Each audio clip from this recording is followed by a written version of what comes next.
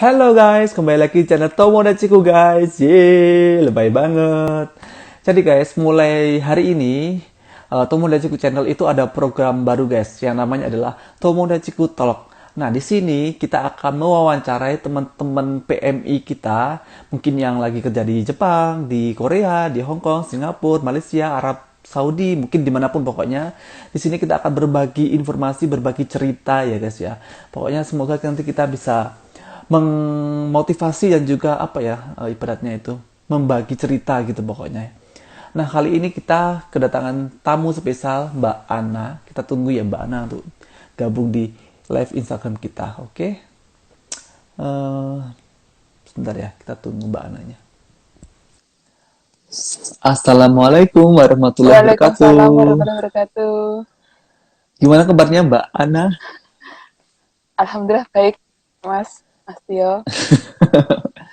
Nah, ini Mbak Ana ya guys. Nanti kita akan wawancarai Mbak Ana. Mbak Ana ini nggak kelihatan mukanya. Ini apa ini? Oh, nggak kelihatan ya? Sebentar. Kita tunggu Mbak Ananya sedang cari filter ya. Ya, udah. Nah, itu. Oke. Oke, Mungkin HP-nya agak jauhan Mbak Ana, biar agak terlihat. Nah, oke. oke. Sudah. Nah, Ayo, ini Mbak, mari kita bahas apanya. jadi Mbak Ana ini teman baik saya guys ya. Ini asalnya dari Blitar ya Mbak Ana ya. Iya, Blitar Lodoyo. Oh, ya udah. Sebelumnya Mbak Ana mungkin bisa memperkenalkan diri buat teman-teman semuanya.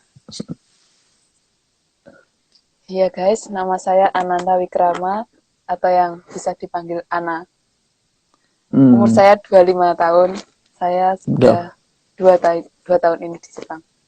Nah, 2 tahun di Jepang berarti kurang 1 tahun lagi selesai Mbak ya. Iya, Lulus ya. selesai. Lulus. Nah, di sini kita mau wawancara Mbak Ana ya. Jadi nggak apa-apa ya. Nanti kita tanya-tanya Mbak Ananya seputar pekerjaan di Iya, Jepang nggak apa-apa ya. nggak apa-apa. Nggak apa-apa. Hmm. Buat teman-teman yang ada pertanyaan langsung aja di kolom komentar juga nggak apa-apa. Itu dulu tuh kenapa Mbak kok kepingin kerja ke Jepang gitu, nggak kok di negara yang lainnya mungkin eh, mungkin Singapura atau yang lainnya gitu. Salam dari Indonesia. Halo Mas Lutfi. Oh, Rizka MMN. Oh iya, Hmm. kamu salah. Kenapa Mbak Ana? Dulu tuh kok pilih Jepang gitu? Karena gimana ya Mas, sebelum saya memutuskan untuk ke Jepang, pastinya saya Hmm. sudah mempunyai Kiyomi dulu di Jepang itu sudah saya Hmm. tertarik dengan Hmm. negara Jepang yang terutama kan Hmm. saya juga ada penggemar anime juga, jadi Oh gitu. melihat negara Jepang itu cantik banget, saya ingin ke sini. Oh gitu. Jadi awal mulanya memang tertarik sama negara Jepang gitu ya? Iya, tertarik dulu sama negara Jepang betul. Oh gitu. Sama kayak saya. Saya dulu juga tertarik sama negaranya dulu, baru pekerjaannya gitu. Iya, saya suka Nah, banget sama negara ini. Jadi kalau pekerjaan sih sebenarnya nomor 2 saya itu. gaji Yang pun pertama juga tuh nomor 2. gaji nomor 1. Terus terus. Terus ada kesempatan ke sini ya saya ambil. Gitu. Terus dulu itu eh, proses kerjanya ke Jepang itu kayak apa Mbak? Mungkin bisa diceritakan ya. Ya yang pertama saya ikut LPK Mm-mm. dasar Mm-mm. yang kebetulan saya mengikuti di daerah Tulungagung. Setelah Hmm. LPK dasar Mm-mm. dikirim ke LPK Sending atau Sending Oh Organization. gitu. Mm-mm. Itu prosesnya berapa lama Mbak? Proses dari awal masuk sampai bisa berangkat itu dulu itu. Itu rezeki-rezekian ya Mas ya. Ada yang Mm-mm. teman saya Mm-mm. itu cuma dari proses awal sampai Mm-mm. pemberangkatan itu cuma 6 bulan tuh ada. Wow itu cepet banget ya. Ya cepet banget itu. Dan Mm-mm. saya enggak yang tergolong itu. Saya itu yang yang ibaratnya saya itu sudah sobo di sana, sudah nenek-nenek saya itu di LWK itu. Udah sepuh ya. Iya, sudah Sama sesepuh sama di sama. sana. Saya dulu kan juga lama, 1 tahunan total Oh, itu. saya totalitas tuh 2 tahun, satu Hmm, setengah tahun lah, 1,5 tahun. 1 tahun. Tapi karena Iya, memang semangat, terus impiannya itu ke sana, jadi ya tetap semangat terus ya, nggak Iya, pantang menyerah iya, gitu. iya, Karena banyak banget dulu itu, jadi guys ya, saya sama Mbak Ana itu dulu satu lembaga ya gitu ya dulu tuh. iya. Terus jadi ya sedikit tahu ceritanya Mbak Ana, prosesnya Mbak Ana juga hampir mirip sama saya gitu. Cuma nasib yang berkata lain gitu ya Mbak ya. Sebenarnya sama. Ya kan dulu. Dan di LPK itu pun juga banyak yang anak-anak yang mungkin semangat cuma karena banyak masalah dan banyak kendala akhirnya memutuskan untuk menyerah gitu banyak banget dulu Mbak ya. Iya, bener. Banyak banget. Pokok ceritanya kita itu sama dengan di Indonesia Idol gitu loh. Entah, pokoknya kalau yang nggak tahan, ya gugur Mm-mm. gitu, pulang Mm-mm. gitu. Mm-mm. Dan karena saya tuh punya teman-teman yang istilahnya itu gimana ya, saling mendukung satu sama lain gitu. Mm-mm. Jadi kita saling memberi semangat. Jadi semangat. Mm-mm. Sampai Mm-mm. sekarang pun kalau yang namanya teman dari LPK itu, ibarat sudah nggak teman lagi gitu loh. Ibarat itu Mm-mm. sudah saudara. Jadi kita tuh Mm-mm. udah sehati pemikiran ibarat yang satu sakit ya semua sakit gitu, jadi Mm-mm. sering Itu merangkul satu sama lain memberi semangat gitu, itu jadi benar yang itu banget. jadi motivasi kita sampai saat ini. Mm-mm. Dulu aku juga ingat waktu di LPK itu ada yang mau dikeluarin, semuanya berbondong-bondong untuk memohon-mohon kepada pihak LPK agar nggak dikeluarin. Itu pun juga Iya. kita semuanya juga tahu ya. Jadi Mm-mm. prosesnya itu memang berat, tapi karena kita itu udah kayak keluarga, jadi sama-sama gitu ya Mbak ya. Iya, iya, Terus, itu yang buat kita bertahan di sini. iya ya. Terus sekarang itu Mbak Ana itu kerjanya tuh di bidang apa Mbak? Saya itu di pabrik pabrik plastik. Pabrik plastik. Dan itu Ya, pun jobnya itu dipilihkan atau kita memilih sendiri Mbak saat itu? pada saat itu saya dipilihkan. Jadi Dipilihkan. waktu angkatan saya itu ada job besar, ada penawaran job besar-besaran lah ya. Hmm. Itu anak 16 itu Hmm. semuanya diberikan pabrik plastik gitu. Hmm. Semua cewek-cewek di situ langsung diberikan ke pabrik plastik. Hmm. Jadi alhamdulillahnya kerjaannya cocok dan meskipun dipilihkan tapi cocok gitu ya. Alhamdulillahnya iya. Awalnya sih agak ngerundel. Hmm. Awalnya Hmm. kan nggak sesuai dengan kepinginan kita pada saat awal Hmm. masuk ke LPK. Hmm. Tapi mengingat karena sudah jerih payahnya menjadi sobo di sana, jadi nenek-nenek Hmm. saya di Hmm. sana, Hmm. dengan Hmm. berbagai rintangan dan halangan sudah saya Ah, lewati, berat ah. kayak FMD olahraga tiap sore itu udah keringat, udah ibarat udah titik penghabisan lah, 1,5 tahun itu Hmm. kan Hmm. udah capek Hmm. banget, ibarat Hmm. menunggu itu pun sudah capek. Ya Hmm. udah saya terima dengan tangan terbuka gitu. Oh ya, ngomong-ngomong waktu prosesnya dulu itu kan itu Masya Allah itu berat banget ya, apalagi buat cewek lo ya, ya kan? Tesnya ada Iya, tes fisik juga kan juga, iya, suruh memang berat. lari, push up Heeh. seperti itu. Sampai sekarang pun kalau suruh ngelakuin kayak gitu mungkin saya tuh nggak kuat, tapi karena sudah Hmm. dipacu dengan melihat teman yang lain pun kuat, motivasinya saya Hmm. harus kuat gitu. Jadi pada saat itu sudah terlewati. Saya pun juga nggak pernah menyangka saya pernah ngelakuin hal Seperti seperti itu. itu gitu. Ya, Ibaratnya disuruh gulung-gulung kita ngikut ya Mbak ya. ya ngikut. Sampai sekarang tuh kok heran, saya tuh heran, Hmm. benar heran. Kok Dis- Disuruh bisa push up gitu. 50 kali, oke. Suruh lari berapa kilo, oke. Suruh ini itu, oke. Ya kan dulu itu. Apalagi kalau ada mondai atau kesalahan itu kan sampai Hmm. dilipat gandakan gitu. Hmm. Itu Hmm. pun Hmm. juga bisa gitu loh, beratus-ratus Hmm. kali. Hmm. Bah, Terus kok dulu bisa? itu kalau nggak salah eh, saya agak lupa Mbak Ana itu ikut ikut anak-anak yang ibaratnya itu spesial atau enggak saya agak lupa. Dulu tuh kan ada teman-teman yang mungkin berat badannya itu berlebih gitu ya. Ya, ya, Ya ya. Ya, kita sebut aja teman-teman yang hmm, kebutuhannya spesial gitu ya. ya. Saya tuh Ter- tergolong kebutuhan spesial. Dan Tokubetsu itu waktu itu, saya tuh oh, berat badan saya tuh tergolong besar gitu. Jadi saya itu memasuki FMD yang atau istilahnya olahraga yang ada plusnya. Jadi yang lain tuh sudah selesai, saya belum selesai. Dan jam 2 sebenarnya kan jam olahraga kita tuh jam 3 sore kan. Saya itu mengawali olahraga itu dari jam 12 siang. Jadi startnya tuh lebih dulu gitu. Jadi waktu kita itu aku sama teman-temanku yang mempunyai kebutuhan khusus kan, itu olahraganya itu ditambah jalan santai.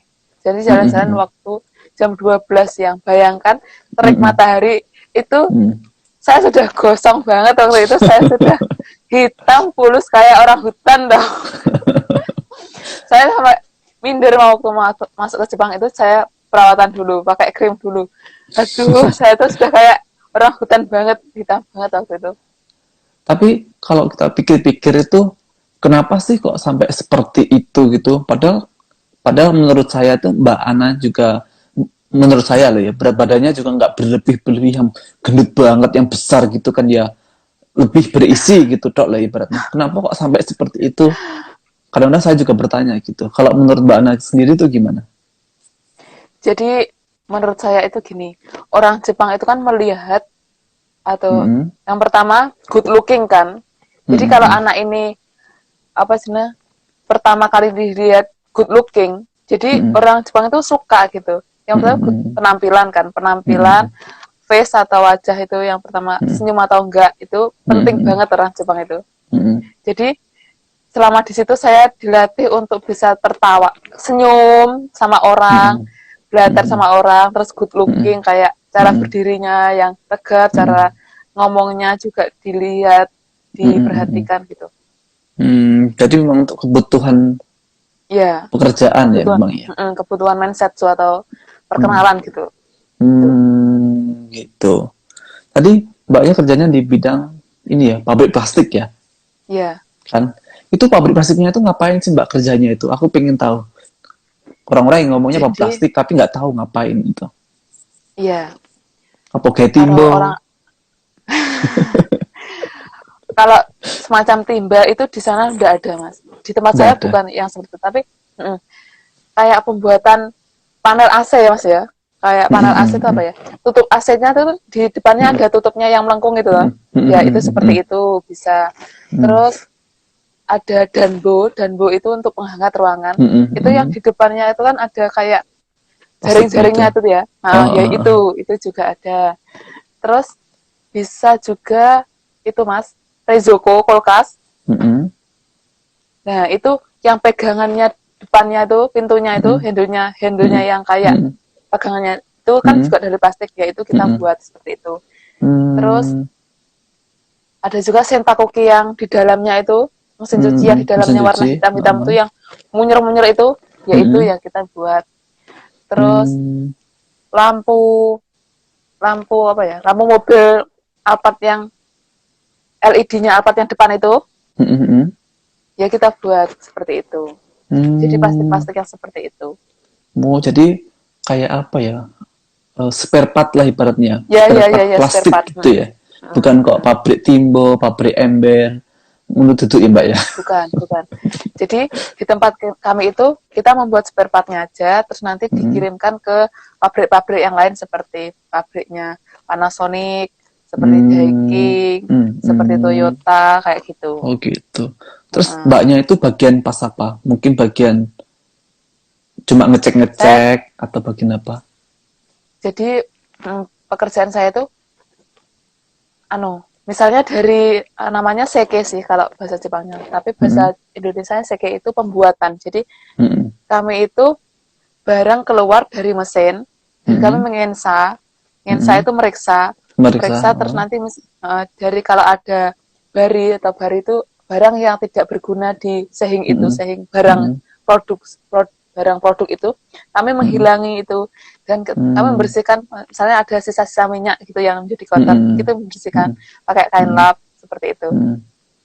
Ibarat dibersihkan dulu di tempat kami. Jadi tangan pertama dari mesin, nanti di packing, tangan kedua nanti dikirim lagi ke komitate itu barang yang perakitan, nanti ada yang ngerakit juga.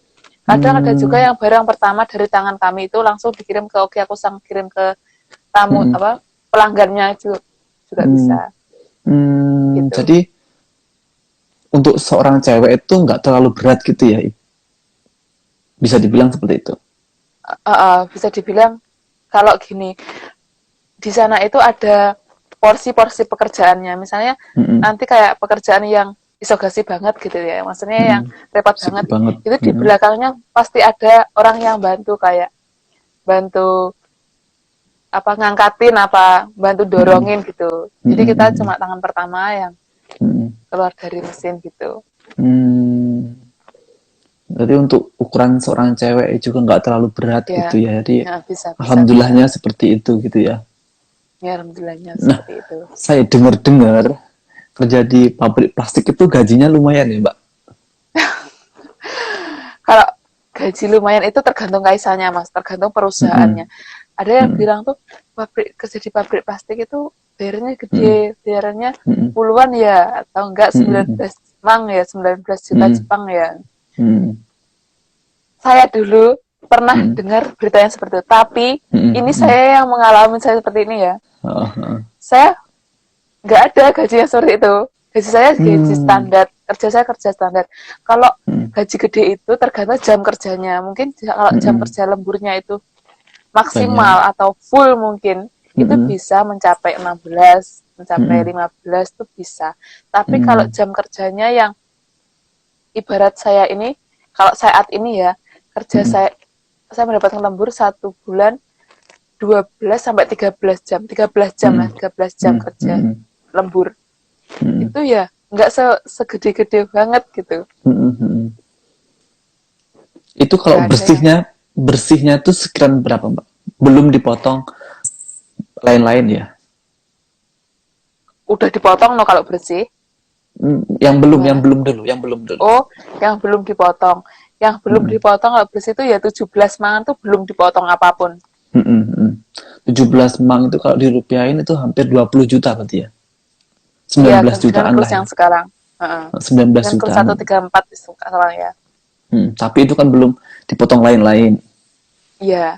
Jadi orang rumah tuh mikirnya gini, gaji di Jepang 20 juta. Mungkin kalau aku tidur di kolong jembatan, dan mungkin aku setiap hari puasa nggak beli apapun, dan mungkin aku nggak ada internet, itu mungkin seperti itu. Tapi kan karena di sini saya tinggal di tempat tinggal kan. Saya tinggal di Apato, bayar pajak penghasilan, pajak naikin kesehatan, dan saya menggunakan internet juga, saya makan juga, dan saya keluar juga, dan saya beli ini itu kebutuhan seperti itulah. Jadi saya ya disyukuri aja dengan gaji yang seperti itu, saya masih bisa untuk makan, bisa untuk nabung, bisa untuk mengirim kedua orang tua juga bisa, membantu keluarga juga bisa. Saya syukuri aja. Kalau sebulan itu, iya, Mbak, ini kalau 1 bulan itu untuk kebutuhan hidup itu berapa? Maksudnya untuk makanan, untuk biaya hidup gitu ya, bukan Apato, bukan listrik, gas dan lain-lain, pokoknya untuk sendiri gitu ya. Itu itu kebutuhan personalitinya beda-beda biasanya tuh kalau tergantung orangnya tuh, yang tipikal orang yang sering belanja, nggak sering shopping, nggak sering keluar, nggak sering make up, nggak itu. Tergantung personality masing-masing ya. Kalau saya ambil rata-rata aja, ini saya ya, kalau saya 30.000, 3 mang ya, 3 mang itu sudah cukup saya. Sudah cukup untuk sudah cukup. Tulan-tulan cukup pesan. Sudah, itu makan saya sudah nggak yang biasa, sudah saya pengen makan di luar pun juga bisa gitu. Tapi nggak mendinolek ya? Iya, nggak mendinolek. 30.000 itu kalau dirupiahin hampir 4 juta ya, berarti sekarang itu 4 juta loh guys. Itu ibaratnya wes nggak mewah-mewah banget, nggak nelongso banget ya, Mbak ya. Itu biasa. Soalnya gini, saya tuh tipe orang yang gampang boringan di rumah terus tuh. Jadi saya ada waktu ketika saya pergi ke Kyoto atau apa, kan kebetulan rumah saya itu dekat juga dengan Kyoto, jadi nggak munafik kan, kita pengen pergi ke mana gitu juga. Iya, nggak apa-apa, Mbak, kan namanya kita kerja capek-capek, kadang-kadang pengen refreshing gitu kan ya. Apalagi kalau kadang-kadang ya sering Terus? main gitu. Ya segitu tuh sudah bisa untuk main kan. Tapi juga tergantung juga Mas. Ada lagi yang tempat tinggalnya itu jauh dari peradaban dunia. Jauh dari Ada itu, ada Eki kayak gitu. juga. Jadi dia tuh pergi aja udah menghabiskan uang 2.000 yen. Pergi aja untuk pergi aja ya. Belum Transport untuk ya. yang nongkrong. Transport aja udah 2.000 yen. Dan kalau saya pribadi, transport itu sudah kecil gitu. Ibaratnya tuh Blundung pun udah sampai Eki, jadi nggak ada yang ribet gitu. Saya itu udah alhamdulillah udah bisa gitu. Saya pernah Gitu. main ke rumah sampean dulu ya, 2 Oh tahun iya yang iya lalu, iya Mbak. iya. Ya, dengan Sama teman opung-opung saya itu itu. ya. Iya. Itu sudah meninggal dunia loh, Mbak itu. Innalillahi. Ya Allah, semoga husnul khotimahmu. Amin. Ya Allah, semoga. Kapan dia meninggalnya itu? Mungkin bulan satuan kalau nggak salah. Kenapa Atau bulan sakit dua ya? belas Sakit, iya sakit. Sudah meninggal dunia. Walah, innalillahi. Hmm. Nah sekarang lanjut Mbak, kan kadang-kadang kita kerja Jepang itu kan juga butuh refreshing, main-main kan ya. Iya. Suka duka kerja di Jepang itu apa Mbak? Kalau sukanya mulai dari tempat wisatanya saya suka, Mm-mm. cara bergaulnya saya suka, Mm-mm. cara kerjanya pun saya suka. Soalnya Mm-mm. saya pernah kerja di Indonesia, saya bandingkan Mm-mm. dengan kerja di Jepang ini, cara Mm-mm. kerjanya itu bener disiplin ya, tapi itu Mm-mm. terstruktur gitu loh. Jadi teratur Mm-mm. gitu kerjanya. Waktu istirahat ya Mm-mm. istirahat, waktu Mm-mm. libur juga libur, waktu kerja pun juga kerja. Kalau Mm-mm. di Indonesia saya pernah ngalamin, kalau di Indonesia tuh Mm-mm. misalnya kerjanya nggak selesai, dibawa pulang. Jadi Mm-mm. pekerjaan tuh banyak yang numpuk di rumah. Jadi waktu Mm-mm. tergantung orang-orangnya bagaimana. Kalau saya Mm-mm. suka dukanya itu, sukanya cara kerjanya di Jepang itu bagaimana itu saya Kalau suka. dukanya kan belum. Dukanya itu saya nggak boleh pulang selama 3 tahun, kan saya kensu di sini. Jadi saya tuh nggak boleh pulang ke Indonesia. Dan saya tuh Mm-mm. ibarat kangenan gitu sama orang rumah itu, saya nggak boleh Mm-mm. lama-lama. Dulu Mm-mm. pun waktu di LPK nggak boleh pulang kan, tapi saya Mm-mm. itu selalu ada cara untuk meloloskan diri gitu. Itu Mm-mm. saya. Gitu. Eh, Ya. pernah ada pengalaman buruk nggak Mbak untuk kerja di Jepang itu? Mungkin teman kerjanya itu agak jahat atau judes atau gimana gitu. Oh itu gini. Waktu pertama kali di Jepang saya jadi kohei ya, jadi orang Mm-mm. pertama di Jepang. Mm-mm. Saya melihat orang Jepang itu, saya takut. Mm-mm. Ya gimana ya? Ada yang saya takutin, ada Mm-mm. yang saya enggak, ya ada saya yang baik sama saya, ada yang enggak Mm-mm. sama saya, gitu. Mm-mm. Dengan orang yang luar negeri pun juga sama, ada yang orang Peru, orang Brazil itu, Mm-mm. saya tuh kok, apalagi cara melihat dia sampai ngelirik-ngelirik gitu, saya tuh jadi takut. Mm-mm. Di Indonesia Mm-mm. saya nggak pernah di cara melihat seperti itu, saya belum pernah Mm-mm. tahu gitu. Oh. Tapi lambat laun kita ngobrol bareng, kita sering bercanda bareng, Mm-mm. yang seperti itu nggak ada gitu. Kita tuh sudah Mm. nakayoko gitu, sudah Oh, bersahabat, nggak, sudah ternyata sudah ternyata apa emang ya, ibaratnya pendono akrab gitu. gitu ya. Akrab. Pendono itu apa ya, Men- emang bawaan dari lahir mereka itu kayak eh, gitu. karena Emang apa orang mungkin gini ya, eh, karena kita tuh dulu tuh nggak pernah kerja sama orang asing, terus kerja di Jepang kita ketemu berbagai macam negara gitu ya. ya Seperti itu, seperti sama itu. sama kayak saya juga. Orang kaya kayak nyawang nggak enak, padahal sebenarnya ya biasa ngono kan ya. Mm-mm. Mm. Itu Aslinya podo wae, aslinya seneng. hmm, pengalaman Sampai yang tahun luar pertama tuh biasa ya. pengalaman banget itu, pengalaman banget. Tahun pertama itu saya ibarat itu introvert banget, sama orang tuh tertutup banget. Hmm, Berteman tuh sama orang Indonesia aja itu waktu itu. Tapi tahun kedua saya sudah punya teman orang Jepang, teman orang Brazil, orang Peru, sudah akrab. Apalagi kalau itu sampai-sampai waktu libur ya, waktu kita libur shiftnya bareng sama liburnya sama orang itu, orang Peru, orang Brazil itu, kita tuh diajak main bareng, keluar bareng. sama-sama satu kelompok itu makan bareng, ya gini kuan, keluar bareng kemana gitu, meet up bareng gitu. Oh gitu. Aku tuh pernah juga ngomong sama dia. Waktu pertama kali aku lihat kamu itu aku takut loh. Kamu ngajarin aku itu, kamu tuh ngajarin dengan suara keras loh. Kamu tuh kayak sinis banget sama aku. Oh ternyata kamu seperti ini. Ya aku nggak sinis, emang aku kayak gini gitu. Jadi tuh bawaan orang tuh kan beda-beda. Gitu. Tapi ternyata orangnya baik ya. Baik, aslinya baik banget. Tergantung kitanya, kalau kita baik sama orang kan, orang juga baik sama kita gitu. Jadi sekarang baik. kan Mbak Ana kan sudah banyak temennya ya, berbagai macam negara itu ada, orang Jepang pun juga ada. Menurut Mbak Ana itu orang Jepang itu kayak apa sih? Cowok-cowoknya banyak, kayak yang orang tahu tuh cowok-cowok Jepang itu cakep-cakep semua, baik-baik semua, romantis apalagi ya. Kalau di film-film itu pasti romantis. Kenyataannya itu gimana orang Jepang? Iya, kalau di anime-anime ya, anime-anime orang Jepang tuh Atau wangi, baik. drama ya. Oh iya, drama tuh romantis. Nggak semua guys, jadi nggak semua orang Jepang itu romantis, baik, halus. Itu nggak semua. Itu cuma sebagian aja, kayak kebanyakan malah gimana? kebanyakan itu ya beda-beda, sama dengan orang Indonesia ya, beda-beda. Ada yang cuek bebek, entah wis bicarane pokoknya ibarat kita udah baik, ayo nyapa pun kan ada yang itu ada. Tapi bukan berarti orang itu tidak suka sama kita ya, bukan berarti orang itu benci sama kita.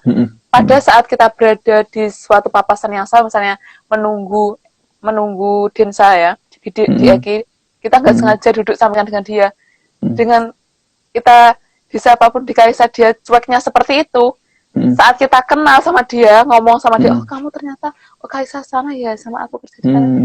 Dia tuh receh banget gitu, seperti itu. Kalau dia udah ngobrol sama kita, udah nganu sama dia tuh receh banget, kocak banget seperti itu. Terus ada lagi orang Jepang yang apa ya, romantis, itu juga ada. Yang romantis, yang romantis banget itu ada. Terus saya punya teman, itu tuh romantisnya itu saya tergolong, saya dari golongan teman-teman cewek saya tuh senang diromantisan ya. Dia lebih romantis, dia lebih ibarat saya milih tempat makan ya. Dia tuh milih tempat makan yang ada musik-musik klasiknya, ada bunga-bunganya gitu. Itu ada, saya tuh terharu banget jajakin makan di tempat itu. Saya sampai speechless dari pintu masuk sampai makan pun sampai tuh enggak berhenti dari Eurokonde banget gitu. Itu juga ada. Ada lagi yang teman saya kerja itu yang cuma ibarat ngene ae gitu, kayak biasa, angkreng biasa itu ya. Juga ada, juga ada. Tapi kebanyakan orang Jepang itu memang awalnya itu memang ini ya, sumetai gitu, dingin gitu ya. Ya, dingin itu rata-rata banget. Tapi kalau udah ngobrol, asli kelihatan gimana orangnya, itu kelihatan banget. Kelihatan receh, kelihatan cengengis, ngeh kayak pemalu sama kayak kebanyakan pemalu gitu ya. Pemalu. Kalau udah ngobrol kenal ya. Yes, ngawas kondisi. Ngawas kondisi. Terus ini Mbak Ana, saya juga mau tanya ya. Kan udah 2 tahun di Jepang kan ya? Iya. Nah, selama kerja di Jepang 2 tahun itu untuk masalah beribadah, untuk sholat, puasa, dan lain-lain itu ada kendala atau dilarang mungkin sama pihak perusahaan gitu enggak?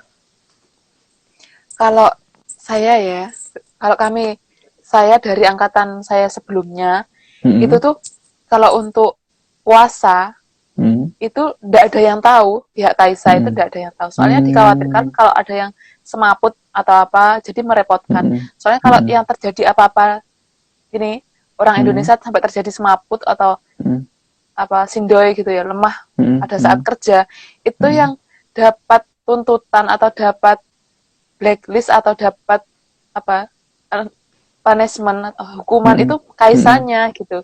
Jadi Kaisa nggak mau ambil rugi di situ.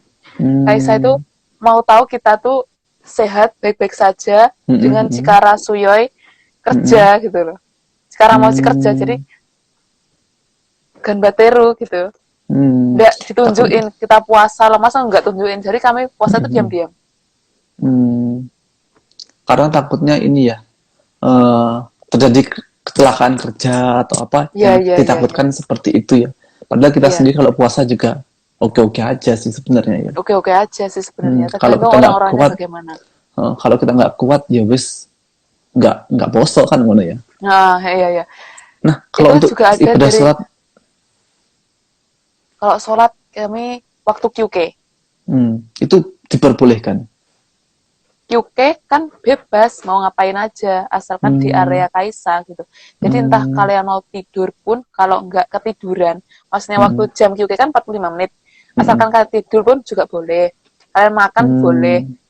Main HP boleh, nge-game boleh, sholat boleh, terserah mau ngapain aja. Pokoknya pas jadi, waktunya kerja ya kerja gitu ya. Iya. Waktunya kerja gitu. Gitu.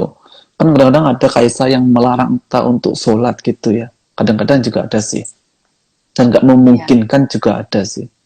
Gitu. Ya itu kalau nggak memungkinkan mungkin kerjanya dia di perikanan mungkin ya, yang kapal itu kan tidak. Iya susah. Nah terus untuk Mbak Ana kan pakai jilbab ya. Untuk kerja itu pakai jilbab apa memang untuk sehari-hari aja jilbabnya itu? Sebenarnya saya itu juga menyayangkan Mas. Saya sudah, jadi entah kenapa saya juga nggak tahu alasannya. Kan padahal kalau rambut kami jatuh di sehing atau di produk itu kan fatal gitu. Tapi kami juga nggak boleh pakai jilbab. Jadi pakai jilbab waktu kerja itu saya nggak boleh. Gitu. Oh, gitu. Nggak tahu kalau di perusahaan yang lain ya. Kalau di perusahaan saya nggak boleh. Nggak boleh pakai jilbab. Pakai topi berarti? Iya, pakai topi. Tapi tuh setelahnya di rumah nggak apa-apa pakai jilbab. Ya perusahaan kan nggak berurusan ya. So. Oh, jadi dilarang pakai jilbab. Mungkin pikirannya orang Jepang itu jilbab sing kombor-kombor, lewer-lewer, kayak paling ya. Gini mikirnya tuh saya pernah tanya sih. Alasannya dia tuh seperti ini. Kalau saya memihak satu agama, jadi tidak adil kan. Jadi di dunia ini berbagai macam agama kan juga ada. Kalau misalnya saya memperbolehkan Anda pakai jilbab, saya harus memperbolehkan yang lain pakai udeng-udeng. Pikirnya tuh seperti itu. Oh gitu. Saya baru tahu nih alasan seperti itu. Iya. Jadi dia tuh ambil jalan tengah. Nggak boleh.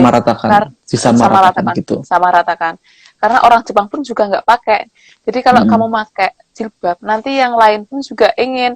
Padahal yang lain pun juga ada yang pakai udeng-udeng, ada yang pakai itu tuh juga ingin pakai gitu.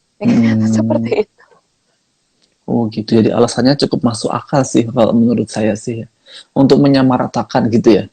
Iya. Karena saya sudah menerangkan kalau jilbab saya nanti misalnya saya kerja, saya pakai jilbab nanti yang nggak mengganggu kerja. Ada yang jilbab itu yang cuma gini aja nanti dimasukkan dalam baju kan bisa kan ya. Lebih safety lah ibaratnya malah. Iya. Dia jawabnya juga gini. Yang udeng-udeng cuma dipakai itu pun di tanah juga ada. Bilangnya juga gitu.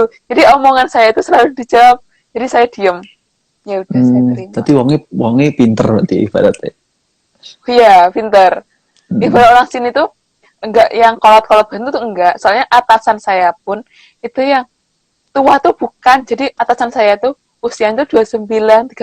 Sebego-begonya kita segoblok. Misalnya kita juri lah, ngapus-ngapusin uang Jepang kaya ngopo. Sing diapusi pun luwih pinter tekawe dhewe. Sing diapusi itu uang tuwek sing kolot kaya guru SD kumbian gitu ibarat seperti itu. Kira-kira pinter-pinter banget. Terus kalau untuk penggunaan jilbab sehari-hari, mungkin pas Mbak Ana lagi main ke tempat-tempat wisata, ketemu orang Jepang, gitu pernah nggak mengalami diskriminasi sama orang Jepang itu? Nggak ada. Dulu saya pernah lihat orang Indonesia ya, pakai jilbab itu kayak dimarah-marahin sama orang Jepang gitu. Kalau Mbak Ana pernah nggak ngalamin kayak gitu? Alhamdulillahnya selama ini saya belum pernah yang merasakan seperti itu, Mas. Jadi sebenarnya kan era era bukan era saya yang mengawali dulu pakai jilbab di sini kan. Sebelum senpai-senpai saya kan sudah ada. Jadi mungkin mereka sudah terbiasa dengan orang-orang yang dahulunya udah pakai jilbab di sini. Dia sudah nareta dengan orang Indonesia yang Islam gitu. Gitu. Gitu. Iya. Gitu. Jadi ya alhamdulillahnya tuh nggak terlalu sih, ya, nggak terlalu mempermasalah, takutnya nanti diskriminasi sama orang yang pakai jilbab kan gitu ya. Enggak ada. Tapi dulu waktu itu nyampe di Jepang pertama kali di Senta, di pusat pendidikan yang 1 bulan itu, kita nggak boleh bawa kerudung ya, padahal ya. Iya, benar. Nah, itu yang sampai saya tuh takut kan. Sampai saya tuh takut. Jilbab saya itu saya buang loh. Itu di koper itu saya buang di bandara karena saya takut.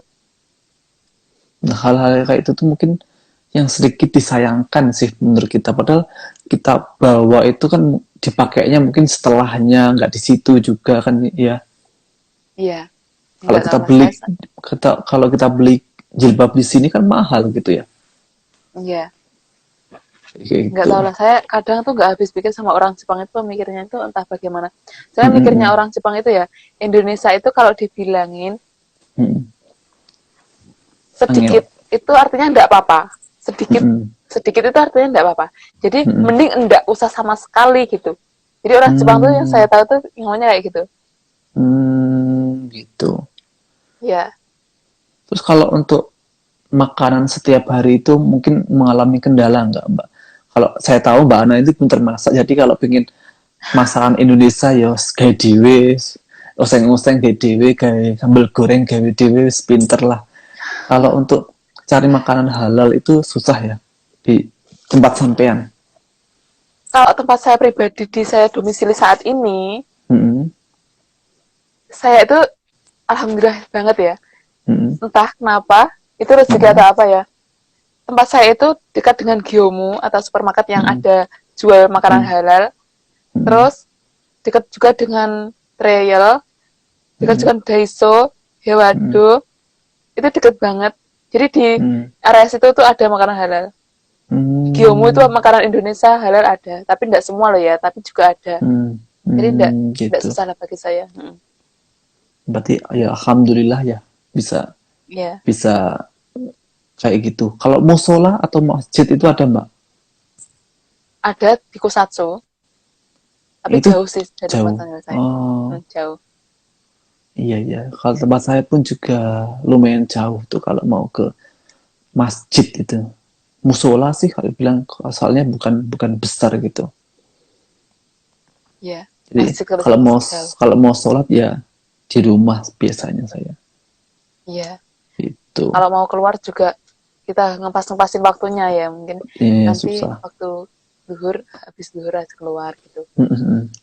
Nah, ini terakhir Mbak Ana, untuk teman-teman yang sekarang tuh mau kerja ke Jepang, apalagi buat yang cewek-cewek ya, spesialnya untuk cewek-cewek itu, mungkin ada motivasi, masukan, saran dan lain-lain, mungkin bahasa mungkin juga.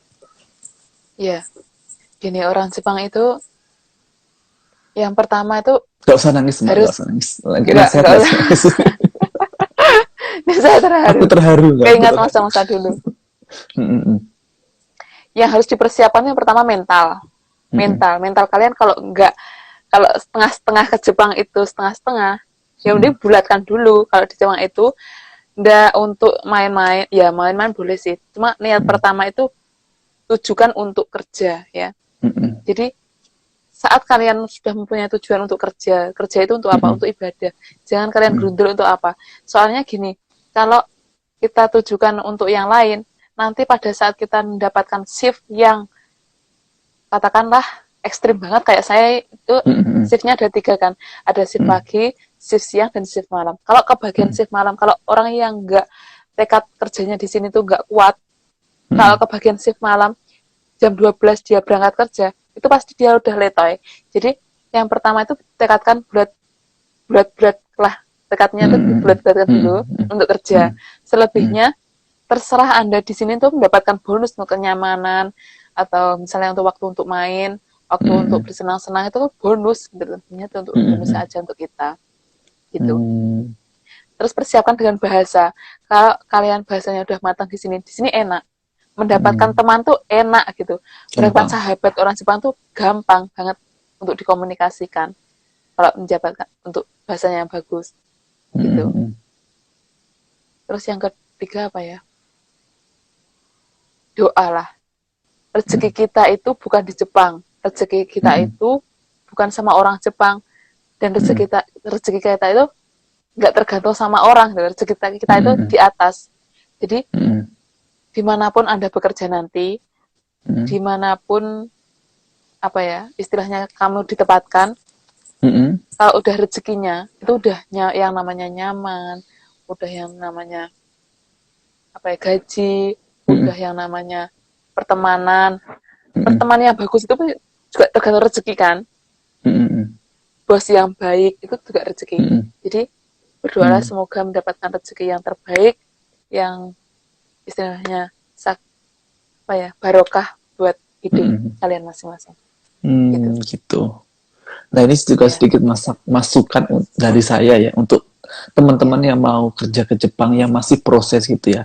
Yang pertama itu kalau kita kerjanya itu dipilihkan dari pihak LPK atau pihak apapun itu, kita harus benar-benar memikirkan matang-matang kerjaan ini itu mampu nggak kita kerjakan gitu. Mampu nggak kita untuk menyelesaikan selama kontrak itu. Misalkan kita dikasih kerja di bidang perikanan lah yang susah gitu, atau kerja lapangan. Kita tuh benar-benar mampu nggak sih kerjain ini itu selama selesai kontrak itu kita bisa nggak sih gitu ya. Takutnya nanti kalau kita iyain tok, sementing kita kerja dulu di Jepang gitu, sementing kita budal sih lah, kono urusan carry. Jangan sampai seperti itu kesalahan fatal yang mungkin teman-teman banyak lakukan gitu ya. Takutnya sampainya di sini kerjaannya kayak gini, kita nggak kuat, akhirnya kita pulang. Kan itu buang-buang waktu, buang-buang uang juga kan ya. Uang juga ya. Lebih baik kalau kita memang di awal itu kita nggak mampu, ya udah, saya nggak bisa. Daripada nanti kedepannya muncul masalah, lebih baik saya nunggu dulu dapat job yang sekiranya saya mampu gitu ya. Iya. Itu mungkin juga penting buat teman-teman juga. Penting banget itu. Jadi jangan memaksakan kehendak ya. Kan kayak saya ini paling nggak suka kerja di luar lapangan. Saya itu paling nggak suka kerja di luar lapangan. Pokoknya yang berhubungan dengan terik matahari langsung, dengan cuaca ekstrim dingin langsung, saya itu tidak bisa. Terus saya nggak suka dengan hewan. Saya itu sama ulat, sama burung, sama apa, saya tuh ZP ya. Ibaratnya itu. Jadi saya memilih pekerjaan yang sekiranya aman buat saya tawarin ini, saya pilih, oke lah, saya sekiranya tidak ada pekerjaan dengan mampu ya, oke lah, saya terima, seperti itu. Jadi itu penting guys. Jadi untuk kalian yang memilih pekerjaan, pikir baik-baik. Lebih baik kita nunggu dulu, jadwalnya agak ke pending, yang penting kita kerjanya aman gitu ya. Bener-bener, kita selama di Indonesia kan. Oke Mbak Ana, terima kasih untuk wawancaranya, untuk waktunya kita kali ini. Semoga bermanfaat untuk teman-teman yang mau ke Jepang. Sama-sama. Bisa memotivasi juga, dan semoga Mbak Ana dan teman-teman yang di situ diberikan selalu kesehatan, kebarokahan, dan keselamatan sampai pulang nanti ke Indonesia. Gitu ya. Amin. Kalau ada waktu nanti kita main-main lagi Mbak Ana ya. Doakan kita untuk diberikan kelancaran gitu. Oke? Amin. Tanosim ini. Jadi teman-teman, gitu aja wawancara kita sama Mbak Ana. Semoga bermanfaat ya. Mite kurete arigatou gozaimasu. Bye-bye. Assalamualaikum. Bye-bye. Assalamualaikum warahmatullahi wabarakatuh.